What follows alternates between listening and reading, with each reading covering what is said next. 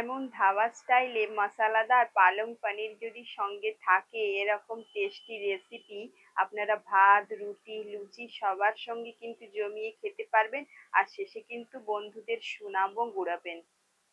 নমস্কার, ববি কিচেনে সবাইকে স্বাগত জানাই। আপনারা সবাই কেমন আছেন? আশা করি সবাই ভালো আছেন। ভালো থাকুন, সুস্থ থাকুন এবং আমার প্রত্যেকটি রেসিপি দেখতে থাকুন। আজকে একটি বিশেষ রেসিপি সবার জন্য নিয়ে চলে এসেছি। আজকে এখন কিন্তু শীতকাল, আর শীতকালে কিন্তু পালং শাক কিন্তু বিশেষ একটি শাকের মধ্যে একটি শাক। আর এই শাকটা দিয়ে কিন্তু আজকে বানাবো ধাবা স্টাইলে পালং পনির।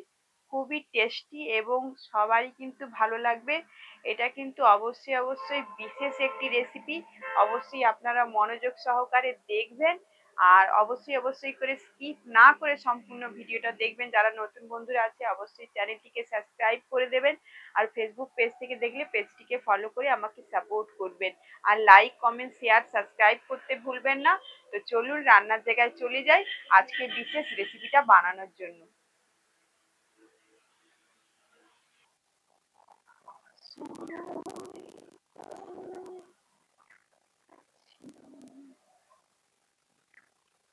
দেখুন বন্ধুরা, আমি কিন্তু রান্নার জায়গায় চলে এসেছি। আর এই যে আজকে রেসিপিটা বানানোর জন্য 2 আটি পালং শাক নিয়েছি। পালং শাকটাকে না কেটেই কিন্তু আজকে কিভাবে রান্নাটা হয় আপনারা দেখতে থাকুন। বিশেষ কিন্তু এটা উপকারী, মানে একদম সমস্যা নেই কাটাকাটি। আর এইটা কিন্তু আজকে না কেটেই কি সুন্দরভাবে রান্না হয় আপনারা দেখুন। দেখুন, নরম নরম পালং শাক নিয়েছি, কচি কচি পালং শাক। আর পালং শাকগুলো কিন্তু কালকে এনেছিলাম, আজকে সকালে একটু নেতিয়ে গেছে, কোনো সমস্যা নেই। তো পালং শাকগুলো আমি কেটে কাটবো না। আর দেখুন, এই যে একসঙ্গে নিয়ে নিয়েছি এরকম জোট করে। আর এটা কিন্তু এই যে শেকড়গুলোকে শুধু টুকে দেবো হাত দিয়ে। আর এটাকে এরকম করে শুধু আমি বেছে নেব, আর অন্য কিছু করব না। আর পালং শাকের তো আপনারা জানেই অনেক উপকারিতা আছে। এতে পালং শাকে আয়রন থাকে সবার জন্য। আর যারা পালং শাকের এমনি রেসিপি খেতে ভালো লাগে না, তারা কিন্তু এইভাবে পালং শাকের পালং পনির করে খেলে কিন্তু সবাই কিন্তু এটা, বিশেষ করে এখন বিয়ে বাড়ির সিজন, আপনারা অবশ্যই এরকম করে যদি বিয়ে বাড়িতে বা কোনো অনুষ্ঠান বাড়িতে বানানো হয়, খুব খুব সুন্দর একটি রেসিপি, সবার মনোমুগ্ধকর হবে। আর এইভাবে পালং শাকগুলোকে আমি বেছে নেব। খুব তাড়াতাড়ি বাছা হয়ে যাবে পালং শাকগুলো, আর কাটাও হয়ে যাবে। একটা কড়াই বসিয়ে জল গরম চাপিয়ে দিয়েছি, আর এর মধ্যে দিয়ে দিচ্ছি 1 চামচ চিনি।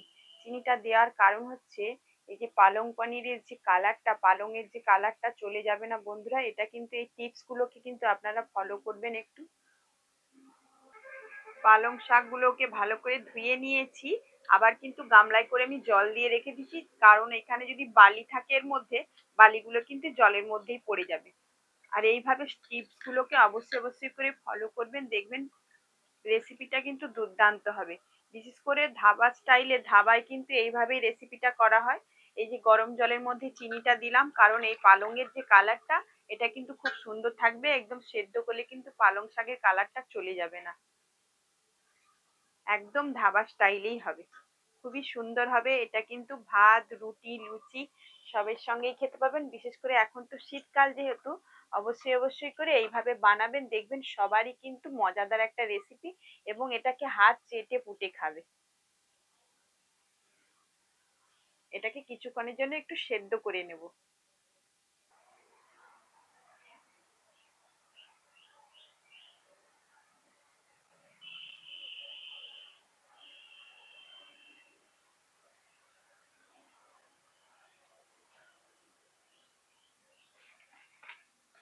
ঢাকনা একটা দিয়ে দিয়েছিলাম, ঢাকনাটা খুলে নিচ্ছি। দেখুন, পালং শাকটা কাঁচার থেকে কিন্তু এখন সেদ্ধটার কালারটা কত সুন্দর এসেছে দেখুন। এরকম কিন্তু টিপস গুলো অবশ্যই আপনারা ফলো করবেন। দেখুন কালারটা কত সুন্দর। এবার জল থেকে আমি পালং শাকগুলো ছেঁকে নেব।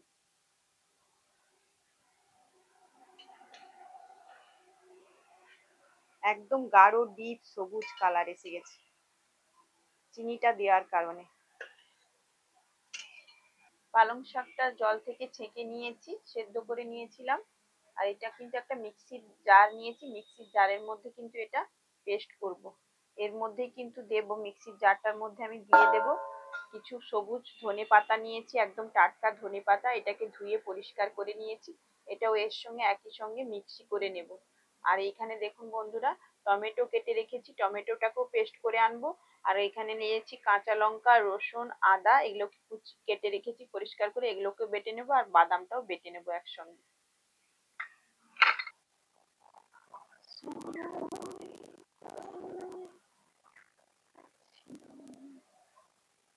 পালং শাক, টমেটো, মশলা সব কিন্তু আমার পেস্ট করা হয়ে গেছে। সব কিন্তু পেস্ট করে নিতে হবে। কড়াইতে সাদা তেল দিয়ে দিয়েছি। আর এর মধ্যে কিন্তু তেলটা গরম করে নিয়েছি। পনিরটা একটু হালকা ভেজে নেব। পনিরটা কাঁচা দিলে কিন্তু ঘাঁটা হয়ে যাবে, তার জন্য একটু যদি ভালো, যদি গোটা গোটা থাকে দেখতেও ভালো লাগে, খেতেও ভালো লাগে। তাই এটাকে হালকা করে আমি একটু ভেজে নেব।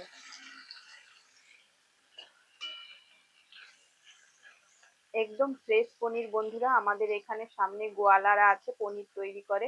একদম ফ্রেশ পনির। আর ছোট ছোট করে টুকরো করে আমি কেটে নিয়েছি, কিউব সাইজ করে। আপনারা এভাবে কেটে নেবেন।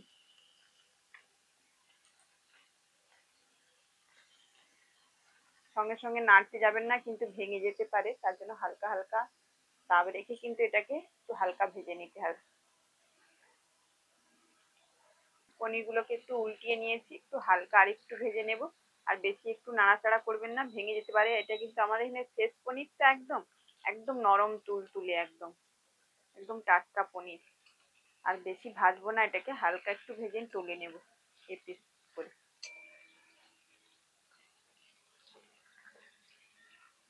একটু গাটা হালকা একটু লাল করে নেব। পনিরগুলোকে ভেজে নিয়েছি, এবার তুলে নিচ্ছি কড়াই থেকে। এটা কিন্তু একদম মশলাদার হবে। ধাবা রেস্টুরেন্টে যেরকম মশলাদার পনির, পালং পনির হয়, এটা কিন্তু সেই রূপ হবে। খুবই সুন্দর খেতে। আর এটা কিন্তু আপনারা অবশ্যই বাড়িতে যেভাবে আমি করছি এভাবে কিন্তু ট্রাই করবেন। খুবই কিন্তু সবারই ভালো লাগবে খেতে পনিরটা।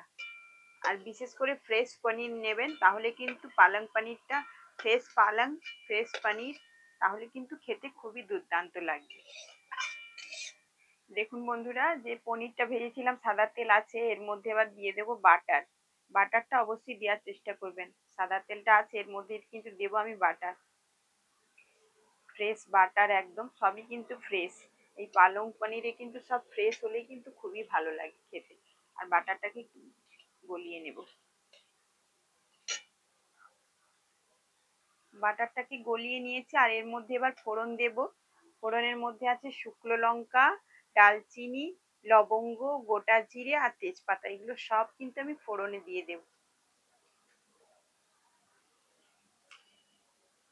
ফোড়নটা ভালো করে নাড়িয়ে চাড়িয়ে একটু পাকিয়ে নেব।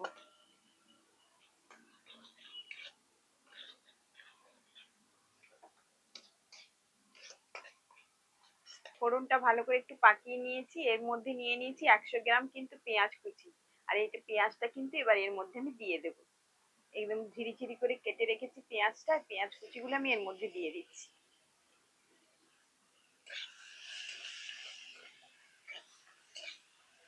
মশলাদার যেহেতু হবে, একটু মশলাটা বেশি চাই।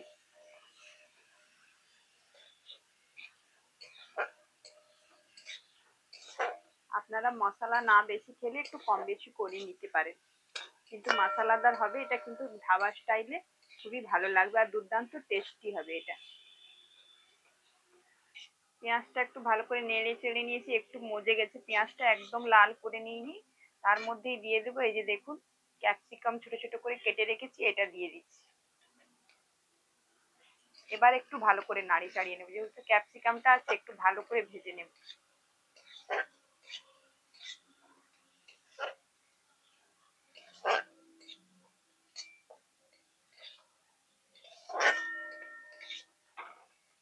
ক্যাপসিকাম আর পেঁয়াজটা একটু ভালো করে নেড়ে নিয়েছি। এর মধ্যে দিয়ে দিচ্ছি বাদাম বাটা, আদা রসুন বাটা আর কাঁচা লঙ্কা বাটা, একসঙ্গে সব বেটে রেখেছি, এটাকে দিয়ে দিলাম।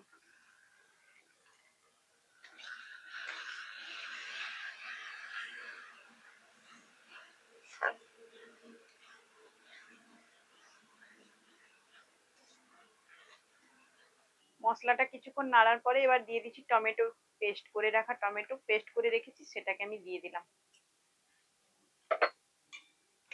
এবার মশলাটাকে একটু ভালো করে কষাতে হবে।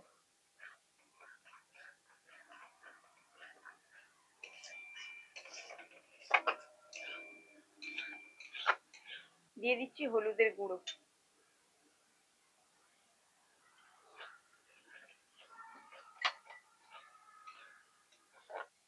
রেড চিলি পাউডার কালারটা ভালো আসার জন্য আর একটু দিয়ে দিলাম। জিরা পাউডার আর ধনে পাউডার একসঙ্গে মিশিয়ে রেখেছি, দিয়ে দিলাম 2 চামচ মতো।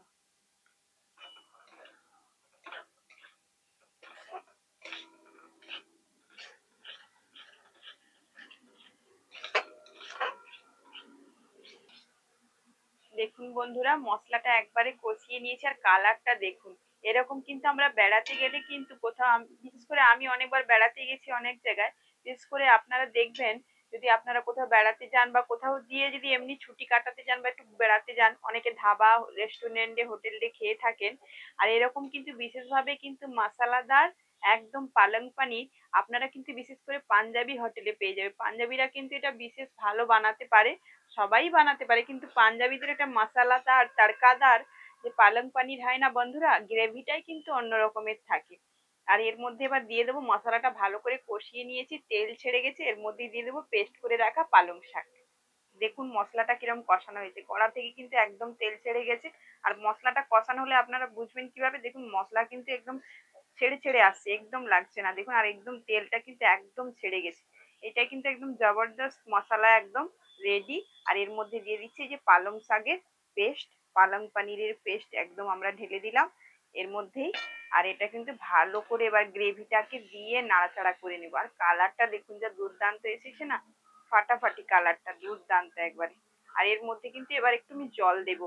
আপনারা চাইলে গ্রেভি গ্রেভি রাখতে চাইলে এরকম রাখতে পারেন, যেহেতু আমরা ভাতের সঙ্গে খাবো, তো দুপুরের খাবার আমার এটা, তো আপনারা চাইলে রাত্রে খেলে এরকম রাখতে পারেন, আপনাদের উপরে নির্ভরশীল আপনারা কতটা জল রাখবেন সেটা আপনাদের ব্যাপার, কিন্তু বিশেষ পরিমাণে কিন্তু জল আপনারা রাখবেন না।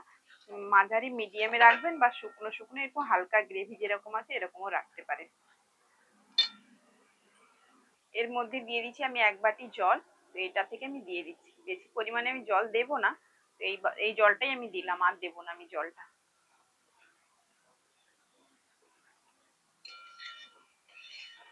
এর মধ্যে দিয়ে দিচ্ছি আমি পরিমাণ মতো লবণ। শাক যেহেতু বেশি পরিমাণ লাগবে না, অল্পই একটু দেব। আপনারা আপনাদের যতটা লবণ খান, অনেকে বেশি খান একটু কম খান, সেটা আপনারা কম বেশি করে নিতে পারেন। গ্রেভিটাকে একটু ভালো করে 5 থেকে 7 মিনিটের জন্য ভালো করে ফুটিয়ে নিয়েছি। এর মধ্যে দিয়ে দিচ্ছি এবার ভেজে রাখা পনিরগুলো।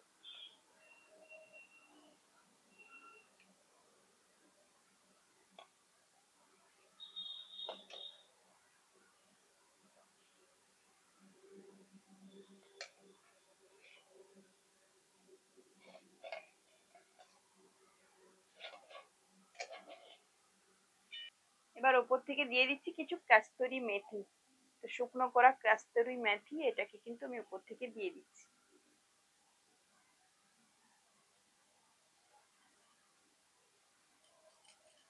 দিয়ে দিচ্ছি 1 চামচ গরম মশলার গুঁড়ো।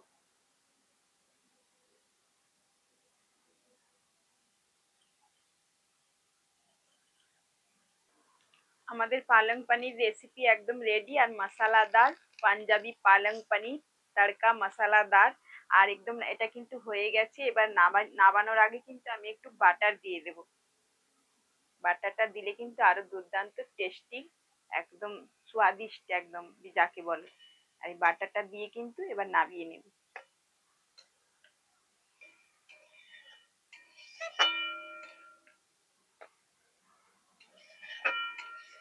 আমাদের একদম গ্রেভি মশলাদার পনির রেডি, একদম তড়কা মশলাদার ধাবা স্টাইল পাঞ্জাবি পনির তড়কা, যাই বলুন না কেন একদম দুর্দান্ত হয়েছে। আর সেন্টটা যা আসছে না, একদম সবাইকে একদম মন মুগ্ধকর করে দেবে বন্ধুরা।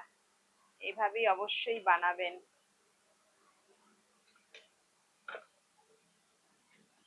তাহলে বন্ধুরা আজকের এই রেসিপিটা কেমন লাগলো, ধাবা স্টাইলে মশলাদার পালং পনির, অবশ্যই অবশ্যই করে আপনারা কমেন্ট করে জানাতে ভুলবেন না। আর ভালো লাগলে একটি লাইক করে দেবেন। অবশ্যই এরকম বাড়িতে বানাবেন শীতের পালং শাক দিয়ে রাত্রে দিনে যখনই আপনারা বিশেষ বানাতে পারেন। আর এটা একটা বিশেষ রেসিপি, অবশ্যই অবশ্যই করে আপনারা বানাবেন আর বানিয়ে আমাকে কমেন্ট করে জানাবেন আজকের রেসিপিটা কেমন হলো। তো নিত্য নতুন রেসিপি পেতে, এরকম মজাদার রেসিপি পেতে আমার চ্যানেলটিকে সাবস্ক্রাইব করে দেবেন। আর ভালো লাগলে লাইক কমেন্ট শেয়ার যেমন প্রত্যেক দিনের মতো করেন অবশ্যই অবশ্যই করে দিবেন আর অনেক অনেক ভালোবাসা দেবেন। তো চলুন আজকের মতো বিদায় নিচ্ছি। সবাই ভালো থাকবেন, সুস্থ থাকবেন, সাবধানে থাকবেন। আবার একটি নতুন রেসিপিতে আপনাদের সঙ্গে হাজির হয়ে যাব।